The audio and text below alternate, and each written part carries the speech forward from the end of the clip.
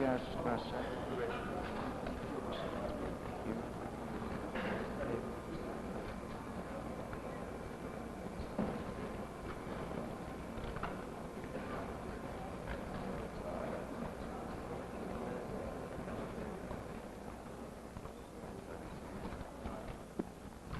Ladies and gentlemen, welcome to the Manned Spacecraft Center.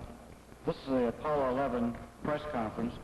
The format today will consist of a 45-minute presentation by the Apollo 11 crew, followed by question and answers. At this time, I'd like to introduce the Apollo 11 crew, astronauts Neil Armstrong, Michael Collins, Edwin Aldrin. Neil?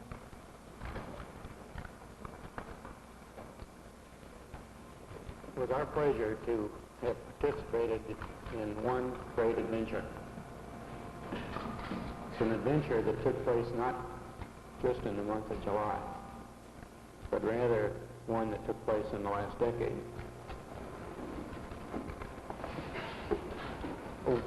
We all here and the people listening in today had the opportunity to share that adventure over its developing and unfolding in the past months and years. It's our privilege today to share with you some of the details of that final month of July that was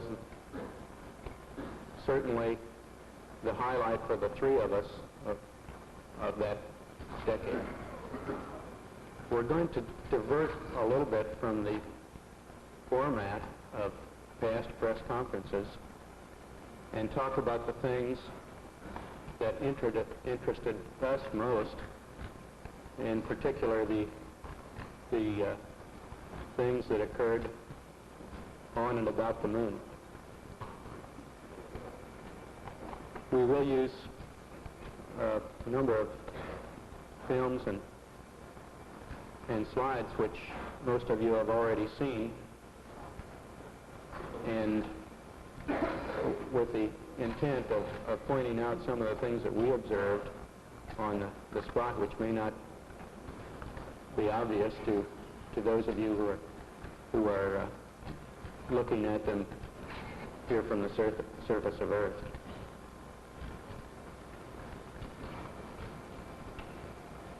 The flight, as you know, started promptly. And I think that was characteristic of all the events of the flight. The Saturn gave us one magnificent ride, both into Earth orbit and on a trajectory to the moon.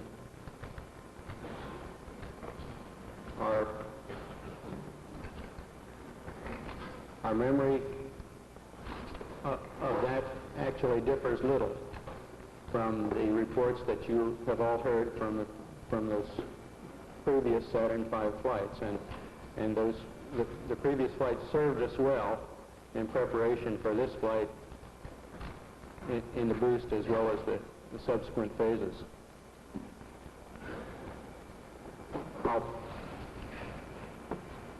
We would like to skip directly to the translunar coast phase and remind ourselves of the chain of events, that long chain of events that actually permitted the landing, starting with the undockings, the transposition and docking sequence.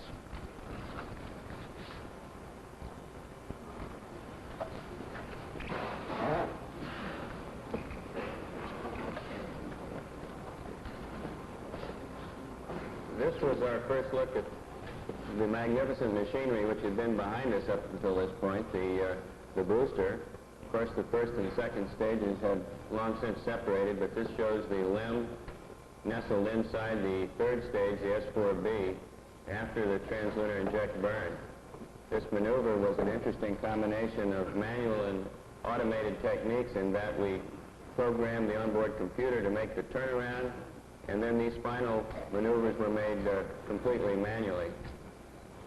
As I approached the LEM, I had an easy time because I had a docking target, which is not too clearly visible here, which allowed me to align the probe and the drogue, which is the dark spot you see on the upper right. During this time, I also checked out the proper vehicle response to my stick inputs, and here shortly you'll see the actual docking somewhat speeded up. There's the point of contact, and in just a second you'll see a second, right there, a second small indication of the retract cycle when the 12 docking latch is made. We made 2 entries into the lunar module. This is our first view of the inside of this. The final activation was made on the day of powered descent. On the 2 previous days, when we entered, we removed the probe and drogue and found that we had a rather long tunnel between the 2 vehicles. On entering the lunar module, one had to do a slight flip maneuver or a half gainer to get into position for the lunar module, of course, is in a sense upside down relative to the command module. This is in lunar orbit, showing the separation of the lunar module from the command module as viewed through my window. This was a busy time for me in that I was taking these motion pictures through the right-hand window. At the same time, I was taking still photos through the left-hand window, and also flying my vehicle and probably poorly, and taking a close look at the LEM as he turned around. My most important job here was to make sure that all his landing gear were down and properly locked prior to his descent and touchdown. This is his yaw maneuver, and the white dots you see are the landing gear pads. This gives you a better idea of the detail available with the 70 millimeter. Of course, this is a still, and shows the LEM either right side up or upside down. I'm not sure which. It looks more like, to me, it looks more like a praying mantis than it does a first-class flying machine in this view, but it was a beautiful piece of machinery. The landing gear are at the top, and you can see the probes which indicate lunar contact as thin wires extending upward from the landing gear. Of course, before we could undock, as is shown in this picture, we had to complete the activation. Now, the day before we undocked, we entered the LEM and went through an entire switch configuration check, and we exercised the various communication modes. In retrospect, since we did have a little bit of communication problems on the following day during powered descent, we would recommend that we might make a more thorough check of this on the day before descent. On the day that we did finally enter the LEM for the landing maneuver, we went through a staggered sequence of suiting, and we found that with all the simulations that we had run back here in Houston, or with Houston tied with our simulations in the Cape, that we were quite confident that we would be able to complete this LEM activation in the given time period, which was approximately 4 hours. We managed to get 30 minutes ahead of the time, and it allowed us to get a more accurate platform alignment check at one point.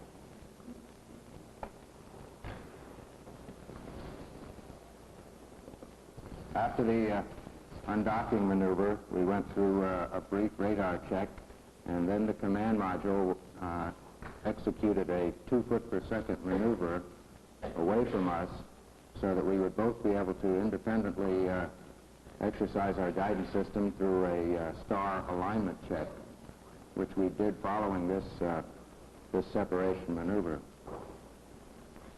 Now, this occurred in a vicinity close to the landing site, and you can see at this point the command module is traveling right over the center of our targeted point. Is approaching now what we call the cat's paw. Following this separation maneuver on the backside of the moon, we made a descent orbit insertion, which is slightly over 70 foot per second maneuver that lowers our altitude down to 50,000 feet. We had two guidance systems working for us, and they behaved perfectly. Both of them agreed extremely closely as to the results of this maneuver. Following this, we used the radar to confirm the actual departure rate from the command module. This is a view of the descent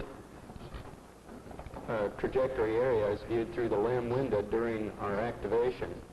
In the bottom right of the photograph is the crater Maskelyne, and in the bottom center is the mountain called Boot Hill.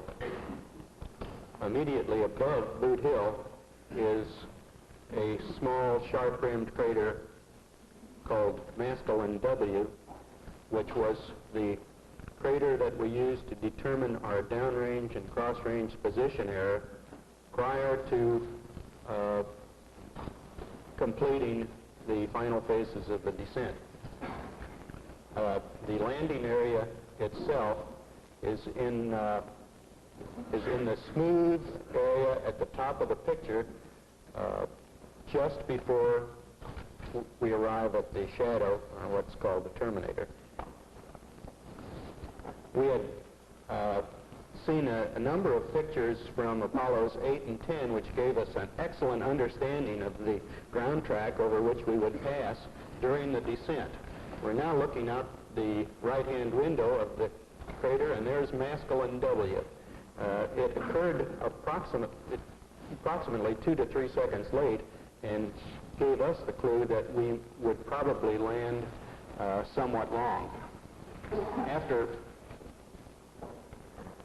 After completing those position checks, we rolled over face up so that the landing radar could lock on the ground and confirm our actual altitude. Now, this picture doesn't show it, but at this phase in the trajectory, we were looking out directly at the planet Earth.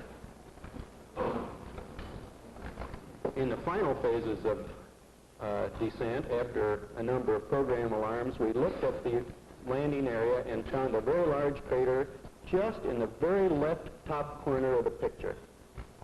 The camera is located in the right window and looks to the right, and it just barely sees this boulder field we're passing over right now. We're at 400 feet, and those boulders are about 10 feet across. This was the area which we decided we would not go into, extended the range downrange, and saw this crater, which we passed over, this 80-foot crater, in the final phases of descent, and later took some pictures of. Now you can see the exhaust being, the exhaust dust being kicked up by the engine, and this was some concern in that it degraded our ability to determine not only our altitude and altitude rate in the final phases, but also, and probably more importantly, our translational velocities over the ground. It's quite important not to stub your toe during the final phases of touchdown. And once settled on the surface, the dust cleared immediately, and we had an excellent view of the area surrounding the LEM. This is the view out the left window. It shows a cratered surface, pockmarked with craters up to 15, 20, 30 feet, and many smaller craters down to a diameter of 1 foot.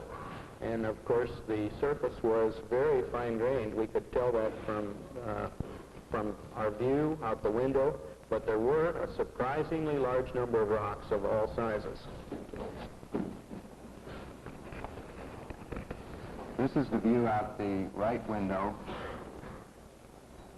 Up close to the horizon, you see a boulder field that was probably deposited by some of the impacts in the craters that were behind us.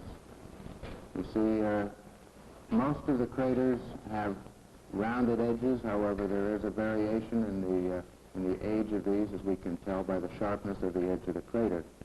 The immediate foreground area we'll see more pictures of later. It was relatively flat terrain in contrast to some of the more rolling terrain that we could see out the front window and out the left window.